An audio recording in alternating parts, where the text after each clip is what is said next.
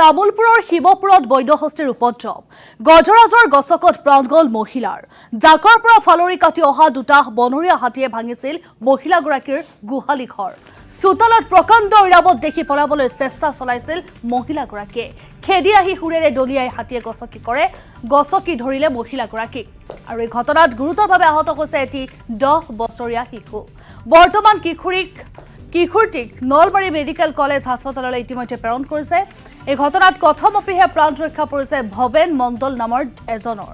ঘটনাস্থলীত উপস্থিত হৈছে কুমাৰীকাটা বন বিভাগ আৰু আৰক্ষীৰ লোক মহিলাগৰাকীৰ মৃতদেহ মৰণোত্তৰ পৰীক্ষাৰ বাবে হাস্পতাললৈ ইতিমধ্যে প্ৰেৰণ কৰিছে আমি দৃশ্যাংশ দেখুৱাইছো এনেধৰণে হাতীৰ গছকত প্ৰাণ গ'ল এগৰাকী মহিলাৰ তামুলপুৰৰ শিৱপুৰত এই ঘটনা সংঘটিত হৈছে বন্যহস্তীৰ উপদ্ৰৱ দেখিবলৈ পোৱা গৈছে ৰাজ্যৰ প্ৰতিটো প্ৰান্তৰ আমি খবৰ আপোনালোকক জনাও যে বন্যহস্তীৰ উপদ্ৰৱ কৰবাত যদি বন্যহস্তীয়ে খেতি পথাৰত খেতি কাই তহিলং কৰিছে কৰবাত ঘৰ দুৱাৰ ভঙাও দেখিবলৈ পোৱা গৈছে আৰু এইবাৰ বন্যহস্তীৰ গছকত প্ৰাণ গ'ল এগৰাকী মহিলাৰ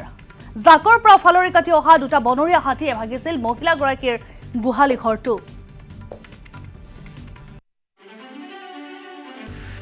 রাতে 2টা বাজে এইভাবে হাল্লা হয়ে আছে পিছত আমার রাতে গেছে বাবা উঠা গনে পাইছে পিছত জমাইটো এইভাবে লাট মারি আছে আমি জমাই এই লড়া তাতে ঠিকই আছো কি আর গণেশ বাবু সিলা মাটি ফেলে একদম ডাইরেক্ট জানলা তুলি ঘরে লাগিয়ে না লাগার পিছত আমার এই বুয়ারি আর এই লড়াটো এনেকে যাই আছে যাওয়ার পিছত আমিও তো কিছু আমি যাই ফেলে তাতে বাগির কিছু আমার উপর দিয়ে যাই ফেলে বুয়ারি ধরছে ঠিক আছে তাৰপিছত ওই তাতে যাই মারিল আর ঠেংটো কাটি গেছে তারপর গণেশ বাবুটো ধাক্কা মারি তাকে বা তুলে ফেলাইছে ফেলে তাই তাকে ঠেংটো কাটি গেছে ঠেংটো ভাঙছে না ভাঙানো বগল লাগে মেডিকেল লৈ গেছে নলবাৰী কি গাঁও এখন হ্যাঁ কি গাঁও শান্তিপুৰ